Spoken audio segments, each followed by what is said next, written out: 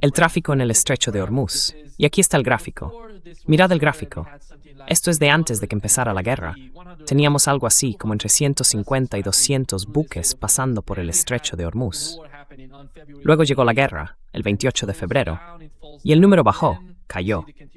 Después se ve cómo continúa la guerra y tras la firma del memorando de entendimiento vuelve a subir. Llegó a caer. Durante la guerra pasaban unos 5 a 10 buques al día. Hoy, rememoraces son entre 15 y 20 al día.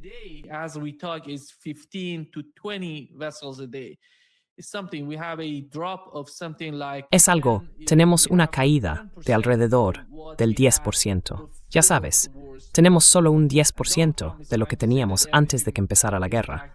Y Donald Trump intenta decir que todo ha vuelto a la normalidad.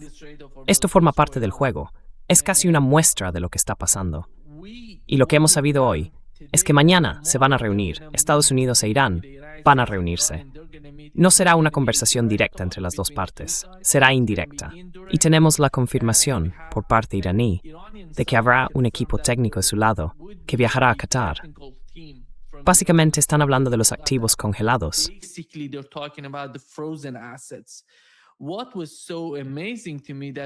Lo que me pareció realmente sorprendente es que Estados Unidos haya anunciado que no va a negociar, que no va a liberar los activos iraníes congelados, a menos que haya algún tipo de avance en el programa nuclear de Irán. Básicamente, si recuerdas esos 14 puntos del memorando de entendimiento, se decía que tras alcanzar algún tipo de siguiente paso, el segundo paso sería el programa nuclear y las sanciones a los iraníes. Las sanciones, ya sabes, las de la OIEA, el Consejo de Seguridad de la ONU, las sanciones primarias y secundarias, están básicamente relacionadas con el Congreso de Estados Unidos. Ese sería el siguiente paso, junto con el programa nuclear iraní. Ahora mismo Estados Unidos vuelve a decir que no habrá nada de eso. Veremos qué pasa mañana. Pero en cuanto al estrecho de Hormuz y la situación allí, ¿crees que vamos a volver a ver una y otra vez este tipo de ataques por parte de Estados Unidos e Irán en respuesta?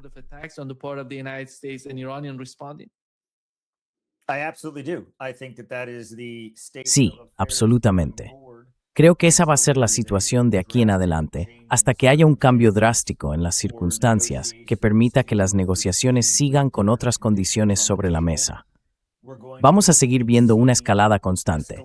Sube, baja, sube, baja, sube, baja. Y sospecho que eso probablemente ocurra los viernes y los lunes para manipular el mercado bursátil, como vimos este fin de semana pasado.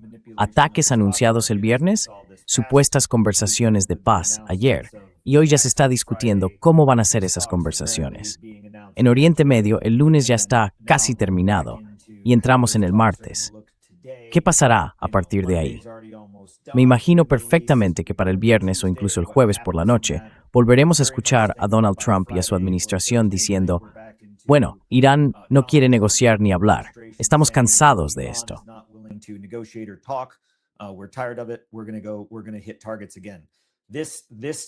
Vamos a actuar, vamos a volver a atacar objetivos. Este ciclo que ha creado Estados Unidos y que el mundo, siendo sinceros, ha permitido, va a seguir con esta dinámica de escalada, desescalada, escalada, desescalada.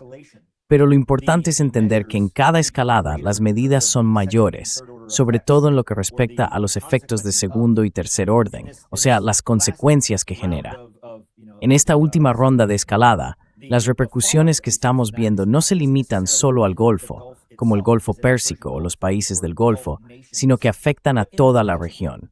Ahora vemos a Arabia Saudí armando e influyendo en la alianza tribal saudí de Hadramaut, en Yemen. Eso está creciendo. También vemos incursiones de Israel, no solo en el Líbano, en la zona de Hebrón y el Monte Hermón, sino ahora también en Siria, más allá de las áreas de los Altos del Golán, hacia Abdin, Hamal y más al este.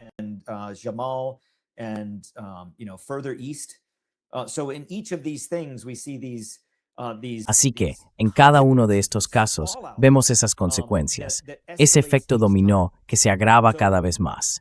Y me preocupa profundamente cómo esa escalada acaba ampliándose y saliéndose del control de lo que Estados Unidos cree que puede manejar en términos de negociación. Pero la situación está siendo cada vez más preocupante y, por decirlo de alguna manera, bastante inquietante. Ahora bien, creo que lo que vamos a ver durante todo este periodo de negociación o de conflicto frío con Irán que pasa a momentos de conflicto más caliente es esa dinámica constante de conversaciones, escalada, conversaciones, escalada, conversaciones, escalada, hasta el punto en que por parte de Estados Unidos, el país no está siendo realmente muy sincero ni transparente en esas conversaciones, porque como mencionabas al principio, el memorando de entendimiento establece claramente ciertas condiciones previas para otras condiciones.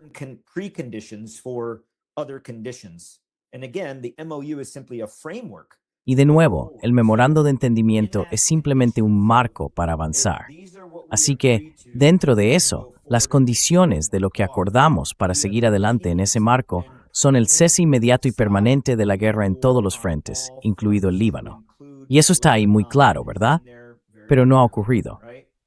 Luego está el levantamiento de los activos congelados.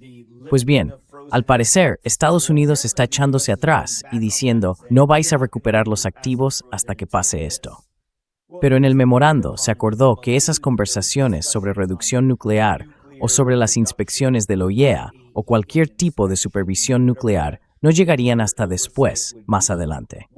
Y J.D. Vance incluso lo reafirmó en sus declaraciones tras su primera reunión en Suiza, cuando dijo que el día de hoy había sido un gran avance, ¿no?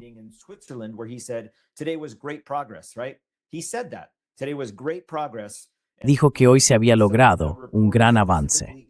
Y bueno, algunos periodistas preguntaron específicamente por las inspecciones y todo eso que J.D. Vance había dicho que Irán había rechazado. Ellos respondieron que no habían hablado de eso.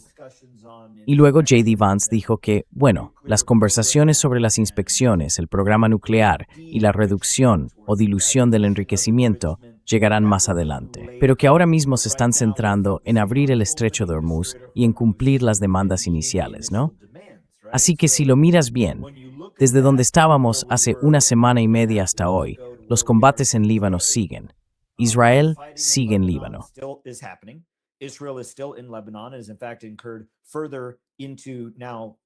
De hecho, ha avanzado aún más dentro del territorio ahora ocupado de los Altos del Golán y en Siria.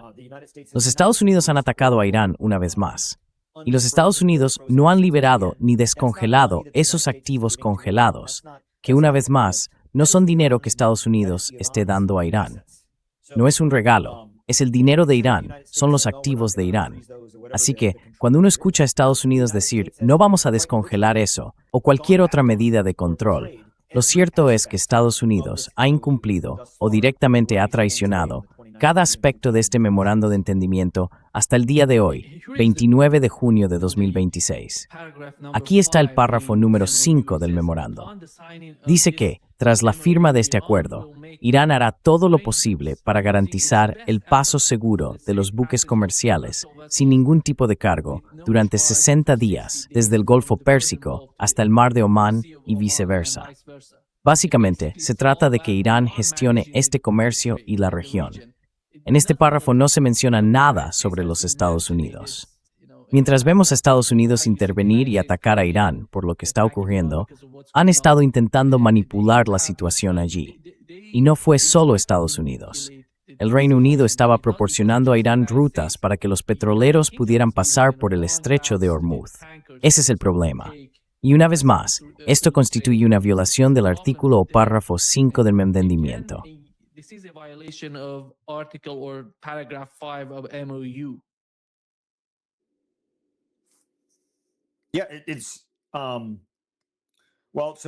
Sí, bueno, cuando miras el estrecho de Hormuz, ese gráfico que mostraste al principio es muy revelador. Es esclarecedor, ayuda a entender la situación. Fíjate en cuántos buques, en cuánto tráfico pasaba por el estrecho de Hormuz.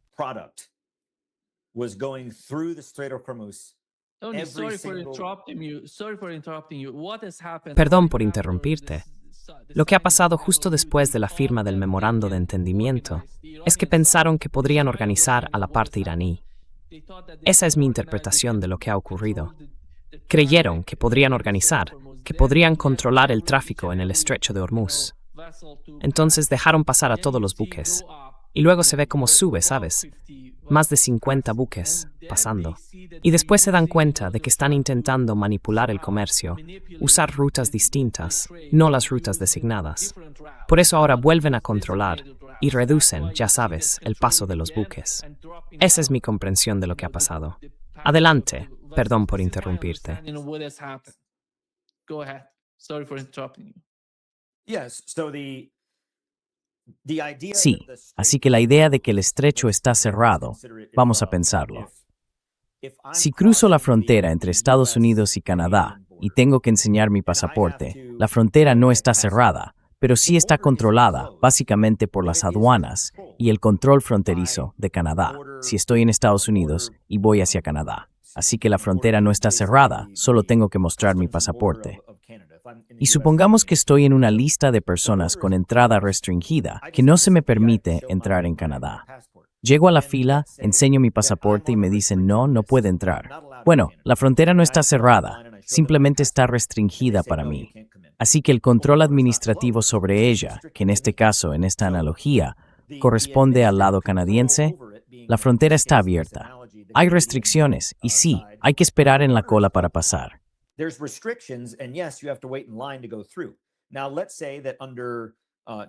Digamos que en condiciones normales, ese paso de Estados Unidos a Canadá, por ejemplo, si tienes una de esas tarjetas de viajero conocido con las que puedes pasar directamente, escanearla y cruzar sin problema, porque vives en el lado canadiense y trabajas en el lado estadounidense, por así decirlo. Entonces, cuando hablamos de eso, imaginemos que hay una amenaza elevada y que la frontera canadiense suspende ese proceso, de modo que tienes que volver a hacer cola. Bueno, de nuevo, no está cerrada. Hay restricciones. Así que en realidad, solo en momentos muy concretos y prácticamente nunca, estuvo completamente cerrada. Porque como se ve en ese gráfico, incluso cuando el número de barcos que pasaban era muy pequeño, nunca llegó a estar totalmente cerrada. Estaba sujeta a limitaciones, restricciones y condiciones impuestas por Irán, que como se ve claramente, sí tiene la capacidad de controlar el estrecho de Hormuz.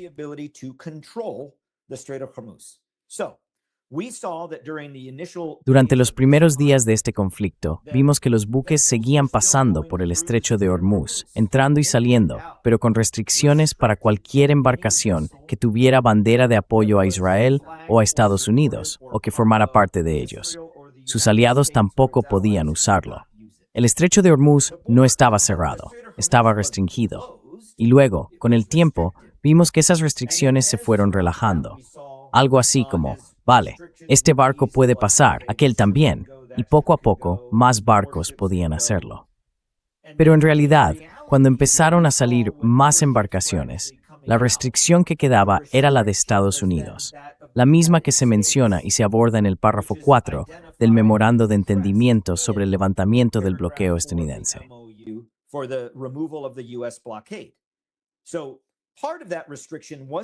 Así que parte de esa restricción no era solo la que tenía Irán en cuanto al paso real por el estrecho de Hormuz. También estaba limitada por lo que Estados Unidos permitía que pasara por aquí, tanto al entrar como al salir. El bloqueo lejano, justo aquí en el Golfo de Omán, lo impuso Estados Unidos. Y hubo muchos incidentes en los que Estados Unidos incluso inutilizó barcos con aviones de ataque A-10 Warthog o helicópteros Apache con misiles Hellfire. Barcos que intentaban atravesar ese bloqueo lejano. Así que tenemos que analizarlo en términos de cerrado, controlado o restringido. En realidad no hay más restricciones.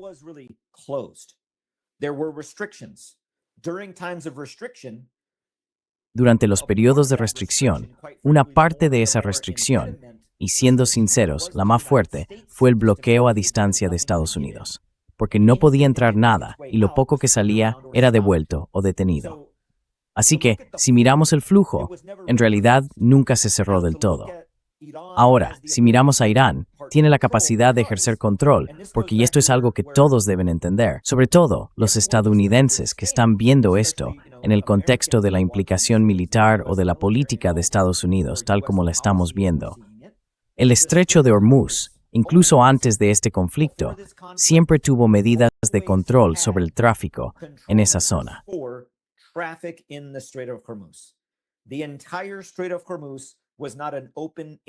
Todo el estrecho de Hormuz no es una autopista de 8 carriles abierta donde cualquiera pueda pasar como le dé la gana. La parte navegable del estrecho tiene casi 20 kilómetros de ancho. Hay un canal navegable de 12 millas náuticas. Eso significa que está dragado, mantenido y preparado para el paso de los barcos. No quieres que un buque enorme se quede atascado en aguas poco profundas. Ese canal navegable está, por así decirlo, en el lado iraní del estrecho de Hormuz. Pasa justo por aquí, junto a la isla de Keshm, atravesando esa zona. Por ahí entran y salen los barcos. Hay 2 carriles en esa parte.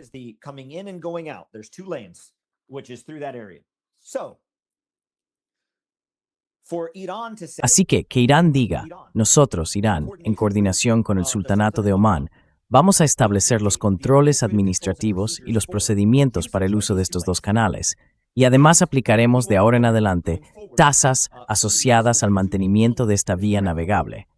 Bien, eso no significa que esté cerrada. Ahora, cuando ese barco de Singapur intentó pasar, lo hizo no por el canal autorizado, el que estaba predeterminado, acordado incluso antes de que empezara esta guerra, el que siempre se ha utilizado como ruta navegable, sino por aquí, por el lado de Omán, atravesando las islas, la cadena de islas del Istmo, bordeando la costa y bajando por esta zona. Eso no está permitido, ni lo ha estado nunca, jamás. Así que cuando uno considera ese uso y quién lo apoyó,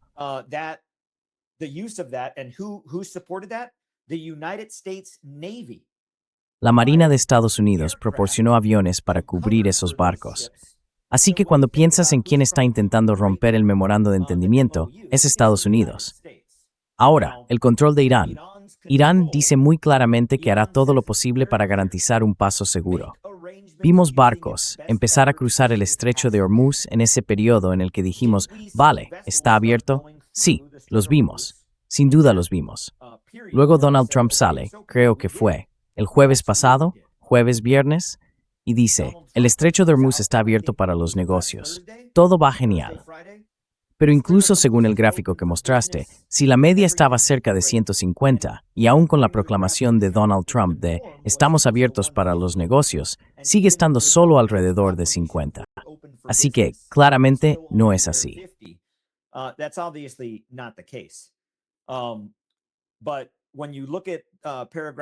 Pero si miras los párrafos 4 y 5 en concreto, ¿ha retirado Estados Unidos sus fuerzas navales del Golfo de Omán? No. Se suponía que debíamos hacerlo, pero aún no lo hemos hecho. ¿Ha levantado Irán por completo las restricciones o las medidas de control sobre lo que entra y sale del estrecho de Hormuz? Tampoco.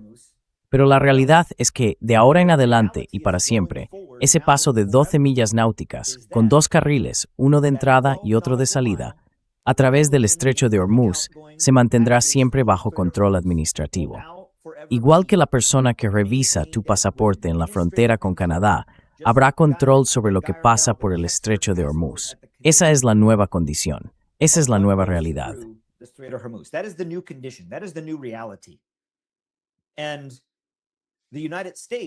Y Estados Unidos está intentando echarse atrás en eso. Está tratando de cambiar esa condición en el memorando de entendimiento porque ha habido mucha reacción en contra.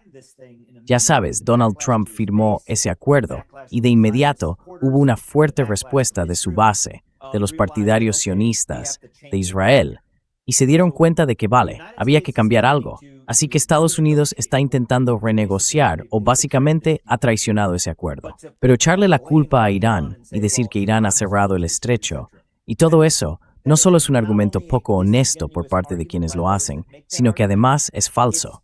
El estrecho de Hormuz no está cerrado, está controlado.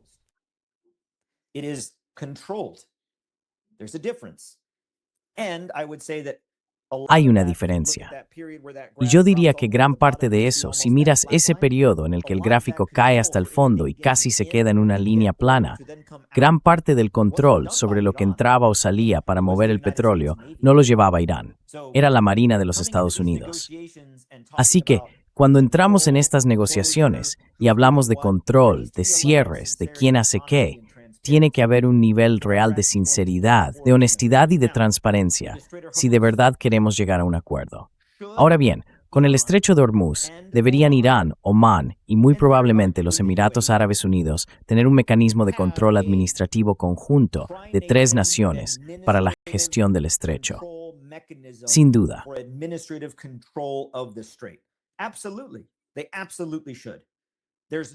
Por supuesto que deberían. No hay ninguna razón para que no lo hicieran. El estrecho de Gibraltar tiene una medida de control administrativo. El estrecho de Malaca, el canal de Suez, el canal de Panamá, el Bab el Mandeb, todos tienen medidas administrativas, ya sean trilaterales, multilaterales o de un solo país, como en el caso del canal de Panamá. Así que, ¿por qué no debería existir algo así? Pero decir que Irán, al imponer una medida de control administrativo para mantener el tráfico comercial de forma eficiente, está cerrando el paso. Eso simplemente no es cierto. Y Estados Unidos está utilizando esa narrativa como pretexto para atacar ahora a Irán, para decir que Irán ha traicionado o ha incumplido el acuerdo, cuando eso no es verdad. Es incorrecto, de hecho, afirmar algo así.